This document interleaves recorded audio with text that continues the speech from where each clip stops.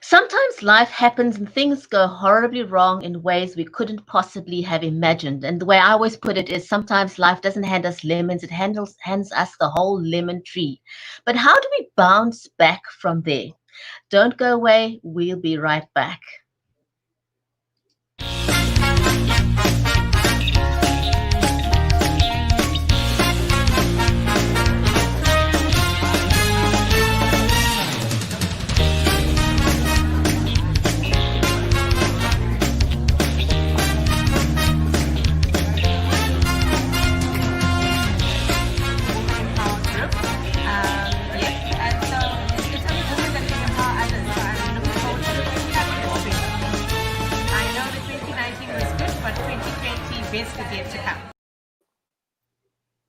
Hello and welcome to the show. If you're just joining us, I'm your host, Bridgetti Banda from Cape Town in South Africa. Sometimes life hands us lemons and we say, let's make lemonade, but it's not always as simple as that may sound. Our guest today has overcome a lot more than most of us will ever experience in our lifetime. But Brenda has been able to pivot from that experience to her writing a book called My Father Killed My Mother and Married My Aunt, Forgiving the Unforgivable. We'll talk to her in a moment, but first, a warm welcome to my co-host, Viola Manuel. Viola, welcome to the show. How are you today? Good, Bridgetti. Good. Thank you very much. How was your day today? It was good. I had my heater on. It's pretty cold since it's winter, and as long as I'm feeling warm, I'm 100% happy. Thank you. Okay, so you a warm baby. Yeah, no, but we've had some nice sunshine in Cape Town over the last 2 or 3 days, and it should be lasting. So it's great. It's been great. We had a good day today. Wonderful. So let's just say a warm welcome to all our viewers on LinkedIn, on Facebook, on YouTube, on Twitter, on Periscope. Great to have you all join us. And, again, we always talk about pivoting on the show, and I'm really looking forward to our guest today. Our guest is Brenda Adelman. So just a little bit of her background. She's a native New Yorker, and it's the one thing I love about live streaming is the fact that we get to meet so many people around the world, listen to their stories, share their stories. It feels like one global village, doesn't it? It does. It does. Everybody, you just able to pull people close to you and just learn from them. I guess that's the big thing for us. Our tagline is we always talk about inspiring change through conversations, and that's what the Cappuccino Club's sort of social TV is all about. It's just to inspire change in others. And that usually happens through these conversations that we have with amazing guests. So I'm really looking forward to talk to Brenda. Just having glimpses into her story just leaves me absolutely gobsmacked in terms of how she's still standing and not just sort of surviving. She's now turned, she's like really just made good on these negative experiences. So I'm very excited to welcome her to the show. I know it's, how do you move from surviving to thriving? And she's an amazing example of that. She's a life coach, she's a speaker, and she's also the recipient of the Hero of Forgiveness Award. And she teaches entrepreneurs and performers worldwide how to stand out by healing from and then telling their story through her digital training and classes. Wow. So let's invite her to the show, shall we? Yes, please.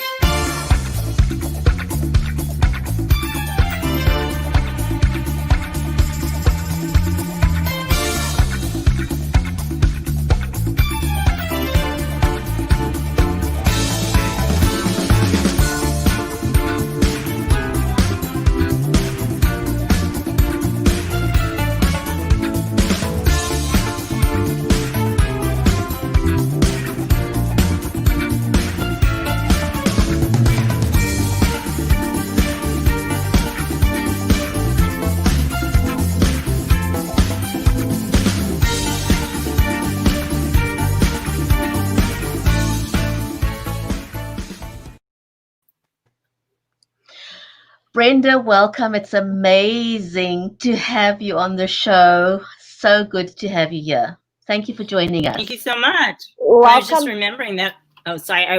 I was just remembering that I went to Cape Town back in like 2004 or something. It was so amazing. Yeah, it's an Wow. amazing city. Amazing city. I am, just like I should be a tour guide. I'm just like and absolutely love Cape Town. Just absolutely love Cape Town. It's beautiful. It is beautiful. But thank you for joining us and welcome to our show. I'm really excited to chat to you today. I just think you've got so much to share with us. And so we'll just kick off, I guess, with our conversation. Just, Brenda, just so we can get to know you a little bit, just tell us about your childhood, growing up, some of the experiences you had, schooling, boyfriend, all those good things. Well, I grew up in Brooklyn with a Jewish wannabe Italian father who taught me how to drive a Cadillac and how to shoot a gun when I was 10. A bohemian artist mom who took me traveling with her all over the world and read Shakespeare to me from the time I was 3 years old as a bedtime story.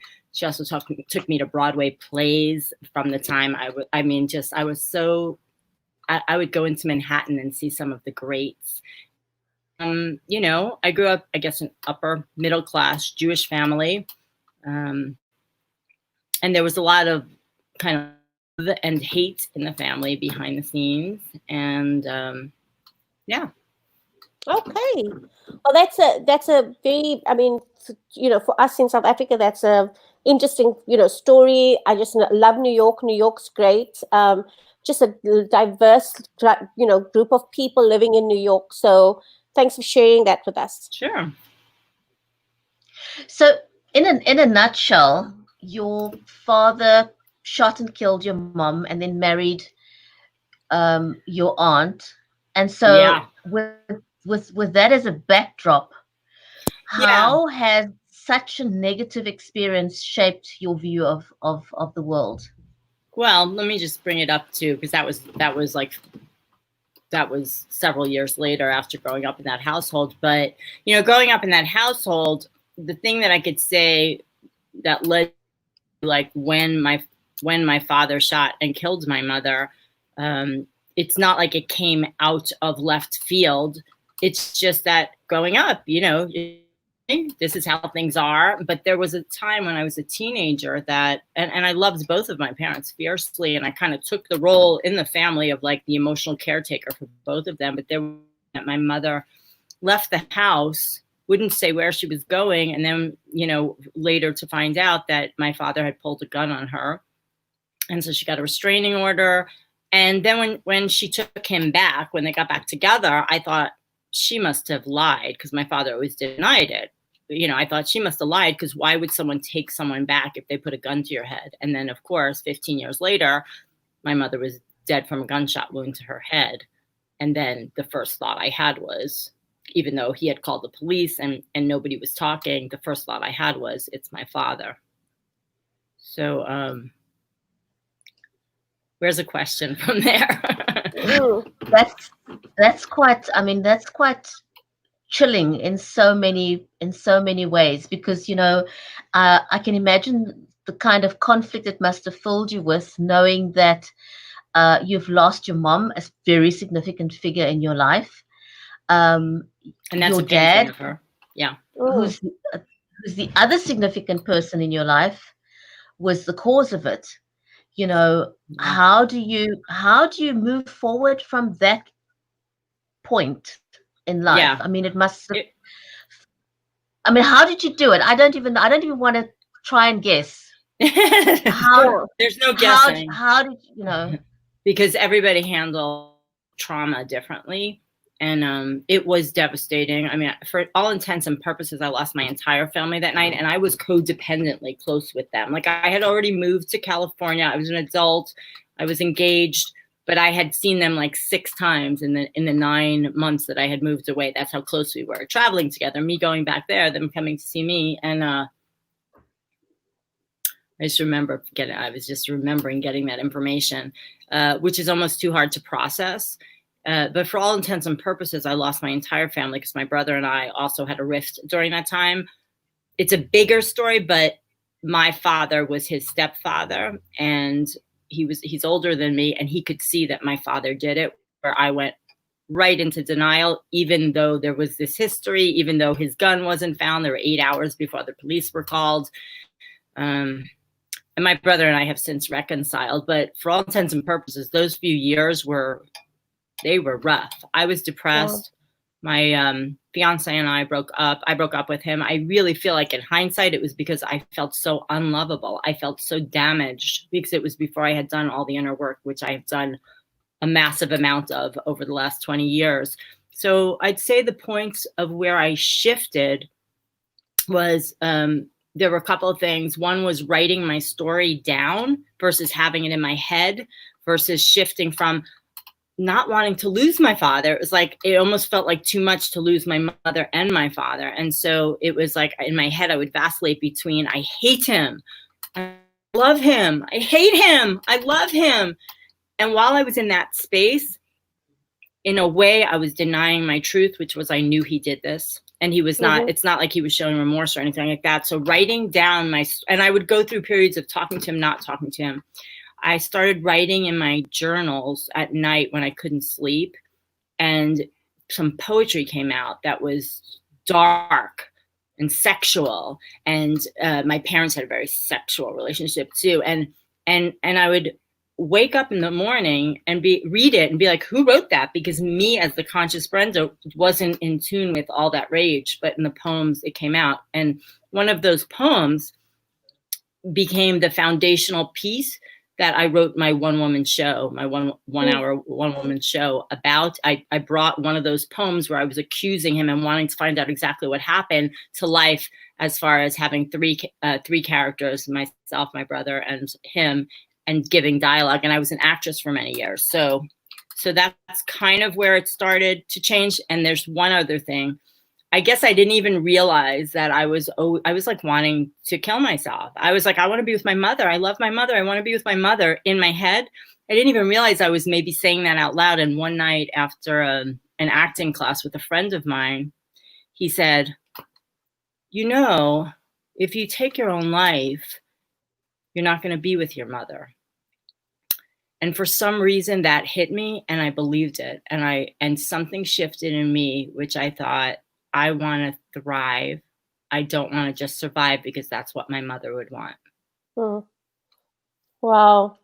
Okay. So you focused on your life being a tribute to your mom's life. So, you know, your thriving was bringing honor to your mom, as opposed to trying to punish your dad and then dishonoring her life. Right. And it's not like that happened so quickly. It took, you know, it was many years, the forgiveness journey. And it was, I went back to school for a master's in spiritual psychology. So together, I started writing my story. I started putting up scenes on stages. But as an actor, I could do humor. And, you know, like my whole life was not this one event. And that was the point of my show, partly, is that my life is not just this one thing that happened. It was this colorful life that happened when I was growing up, and there was love, because I think sometimes when people are in pain, they're just only thinking about that pain. So that opens up things for me. So it was writing the story. And then when I found this program through an actor friend of mine in LA,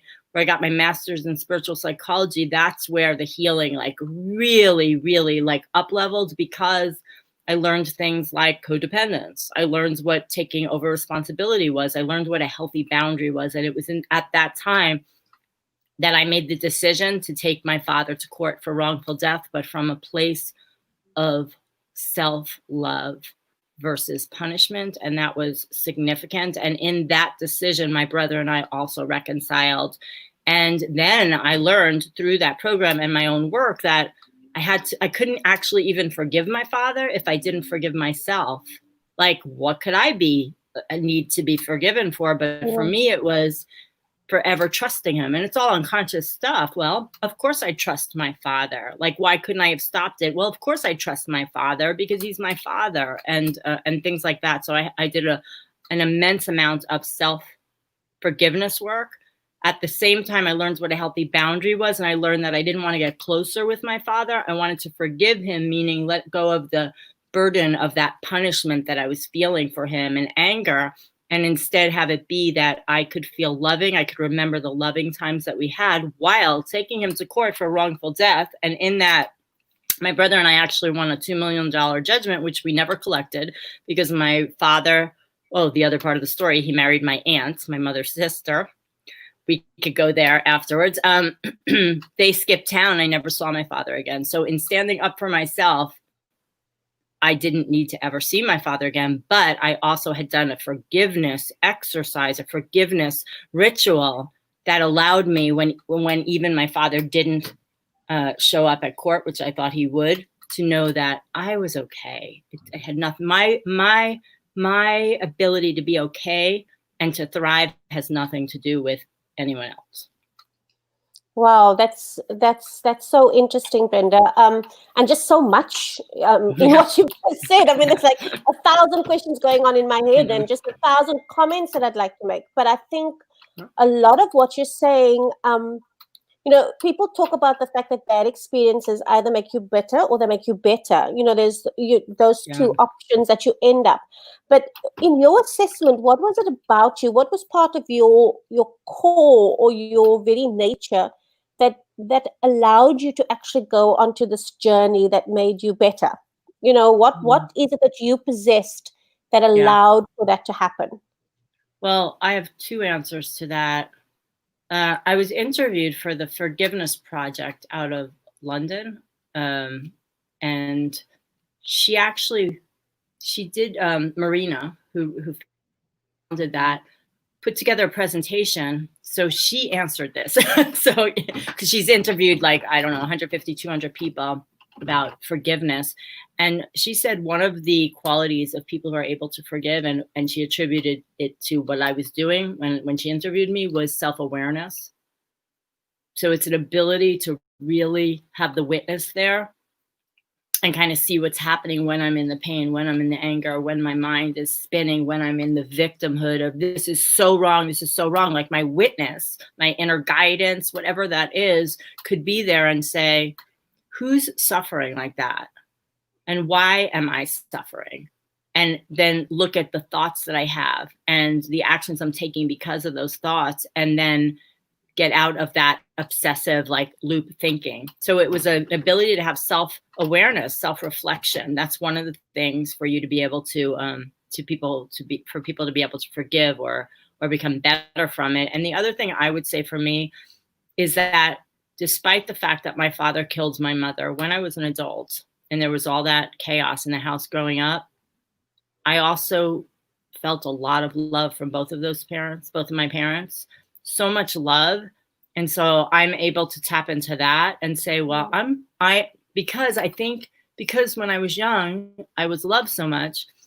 I feel like, you know, because I know so many people who don't get that kind of loving, and their life might be different. They might not have something as dramatic as murder like that, but they don't have this sense of like, I am innately loved. So it's harder for them to get through something like that, because you have to have massive self-love to be able to forgive and move on. I did a lot of inner child work, like being the father to myself that I knew my father was coming back. So I needed to do that. So it was that love. And the stuff I want to say about my father is that, like, my father loved me so much. Only in hindsight did I realize he was a narcissist, and his loving was dependent on how I was looking at him, right? So as soon as I was like, what's happened? He just cut me off.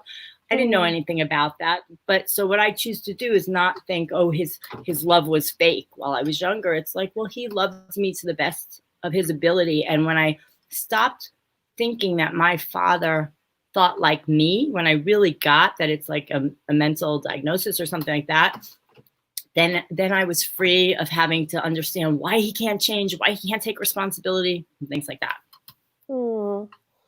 That is so interesting. Wow. That is amazing. So given your experience and your journey, you know, for those in the audience that are currently watching, what would you say are the biggest obstacles for people on their journey, or that prevents them from truly forgiving?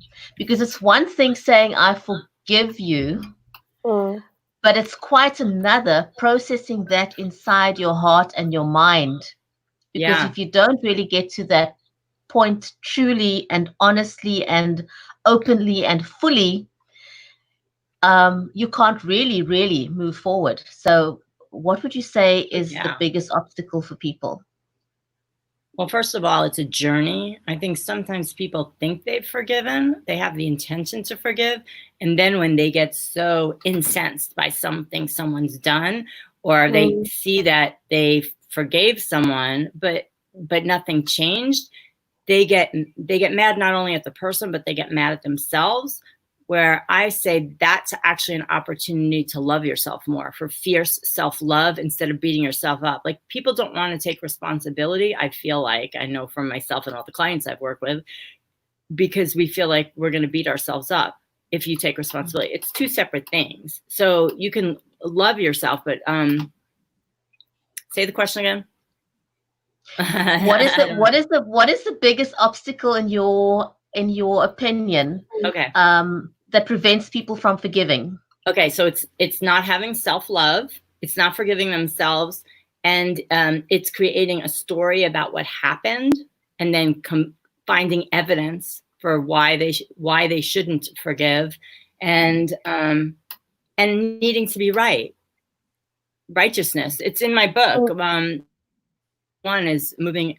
Step 2 is moving out of denial. Step 1 is moving out of denial and into acceptance of what is, and step 2 is giving up your need to be right. Because I can be the person, so I can say my father was wrong. And he didn't get punished, and he married my aunt, and he did this, and people will jump on the bandwagon. But is that empowering me? Like, okay, I'm right. So I want to say I'd rather not be right and just be at peace. So it's like thinking about the wrong. Having your energy focused on the wrong thing. Okay, so it's interesting for me that there's a lot of stuff that when you forgive, it's not just the sort of forgiveness. You also have to just leave a lot of other stuff behind. This willingness to be right and all of those good things. And the what? I think the willingness to always, to have to justify that you were right in terms of your behavior. You have to let that go. And it's interesting for me. What I did want to ask you, Brenda, was, so I don't know how much you know about South Africa, but we have huge challenges in terms of our women and our children just being in abusive situations, various types of abuse.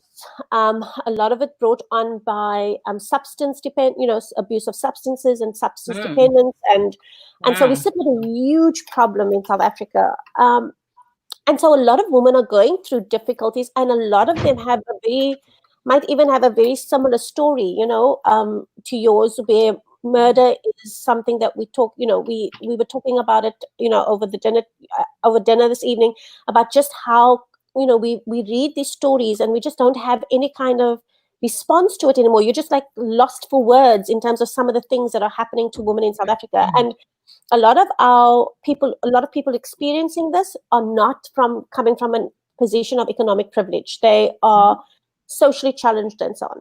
Now, in that context, in that South African context, what advice would you give to women and young people and kids facing similar challenges where they need to start this journey that you've, sort of successfully started? Yeah, wow, I'm so sorry to hear that. There's so many secrets. There's so much that people don't even talk about. So at least it's good that it's out, I spoke at it was a middle school for kids. And at the end of the panel discussion I was on, there was it must have been after. He said that, he had an abusive, father or something. I can't remember what it was. And there was a counselor there. But what I said to him was that just remember that you are going to turn 18 one day and you are going to be able to leave this situation. So that's one thing for kids. Let me ask you a question. Are there services there? Are there shelters? Are there things like that in South Africa where people could get help and go someplace? There's a lot of NGOs doing amazing, so non-government organizations or non-profit organizations doing amazing things. But I think the problem is just so rife and so overwhelming that we do not have enough resources to actually address those issues. So a lot of our a lot of our kids might sit in a situation where, you know, our schools may not have full-time counselors. Mm-hmm. Well, there's a couple of things. I want to say something about the mindset of someone who is being abused, because I also have had a therapist bring one of her clients to my show because she could not get this woman to leave the abuser. She had 2 teenage kids. She brought them all to my one woman show, and this woman kept going back. And the woman came up to me afterwards in the question and answer I was doing and said, and here's my show saying it wasn't just, it was domestic violence, but it ended in a murder. And the woman said, I just love him too much. That's why I can't leave. And I said to her, actually, you're not loving yourself enough. So I think there's some education for the women or men, sometimes it is, who are being abused, for them to really understand, like their self-love, their self-esteem has been eroded. And that's definitely what happened with my mother as well. It's like, just like I say, my father couldn't understand, couldn't like thought differently than me. So did my mother. I told my mother to leave even before that abuse was happening, and she didn't. Partly it was economical, even though they were not poor. It's a mindset. Someone could have $500,000 or access to it and feel like I have no money because I don't know how to take care of myself, especially if they're with someone who just is helping to erode their self-esteem. And then there's the fear factor. If someone leaves, sometimes it gets someone more angry. There's so many things at play, but I think the education would be on self-love for the person who's in the situation, so they don't beat themselves up for the fact that they're in that situation. And then for also for the kids, like teaching skills like knowing what's right and wrong. I will say something about that. The reason I'm righteous and I fight with myself and I try to let it go is that it seems like growing up in a crazy household, which I'm sure a lot of these people do, that righteousness almost like was my sanity. It's like, I know what's going on in the family is wrong. And so at least I know that. And it's almost like a feeling in the body that's like a fighter, then I'll be okay. And it kept me with my moral compass. It kept me knowing right from wrong when my father was, let's say, gaslighting my mother or, saying things that weren't making sense to throw her off. But as we're adults, it doesn't serve us anymore to be righteous like that. It only hurts us. But I never say just forgive the abuser. I see a lot of people forgiving them with the person not showing remorse, not taking responsibility. And then the person who's been abused gets upset because they can't understand why they're still doing that. So it's like, look at the actions, not the words. Saying I'm sorry is an empty action if the action is the same. So I think the training would be on self-love, but self-forgiveness at the same time. Because if you are in that situation and you can't get out, I'm sure the people are beating themselves up. I mean, look at us when we're not even in a situation like that. I know my negative voice that I still have to keep check of. It's like, what are people saying to themselves when they're alone? So it's like self-love, you've made these choices and looking for a way out and taking the actions you have to take to get out, Yeah. That's very true. Brenda, the time's gone by so quickly. We're almost out of time, but I do want to close with a question for the entrepreneurs who are watching the show. Considering we're dealing with COVID-19 and its unintended consequences, of which there are tons, do you have any advice for entrepreneurs that are currently working through challenges? Well, I know for myself, I've kind of pivoted my business. I feel so much is about being in the present moment and seeing, as an entrepreneur, we're here to offer solutions. So like I shifted, I'm still teaching storytelling, but I opened up a whole new program on doing videos for entrepreneurs with acting skills and things like that, so that they'd feel comfortable. So it's like looking at the market and saying, well, where is there a solution that you can provide, and getting creative? Because I think a lot of the problem comes from us being in the moment, wanting to go back. And, you know, because I had speaking gigs, you know, I had things that I wanted to do that I wasn't able to do. And it's like, okay, grieve it for like a minute, or when you realize it's actually not going to happen, it's not going to open up the way you wanted to, or you lose clients, and say, okay, well, who can I help now? I have done several things that I would have never done before. I helped a minister on how to present himself on video. Now that you have to put churches on video, I helped a one-person show client who now is doing her show on Zoom. So I helped her. You know, those are things I wasn't doing before because people weren't on Zoom as much. So it's like being creative and listening into the market, you know, and maybe because I'm so spiritual, it's not just that, it's also listening to yourself. Right. Brenda, how can people connect with you? And also, where can they buy your book? Okay, my book. This is the printed out version. Is it? Oh, good. It's the right way. That's the printed out version. It's on Amazon. It's a Kindle book. My father killed my mother and married my aunt for giving the Unforgivable. I maybe if you pull up Brenda Adelman, that would be there. Facebook, I am always on Facebook. So that's probably the easiest way. I have a challenge going on right now for entrepreneurs who want to look good, look their best on video. So you can still catch up. Today is Wednesday. We still have another 4 days. And my website is forgivenessandfreedom.com, forgivenessandfreedom.com. And I have courses on forgiveness as well that go deeper than the book. Thank you so much, Brenda.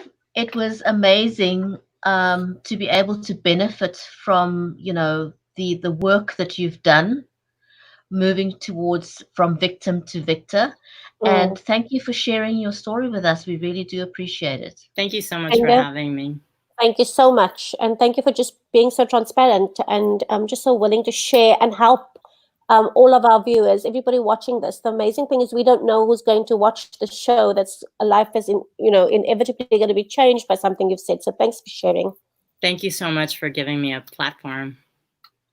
Big pleasure. Thanks for watching, everyone, and we'll be back again tomorrow with some more on education sector. So join us again tomorrow with Jim Baker. Thanks, guys.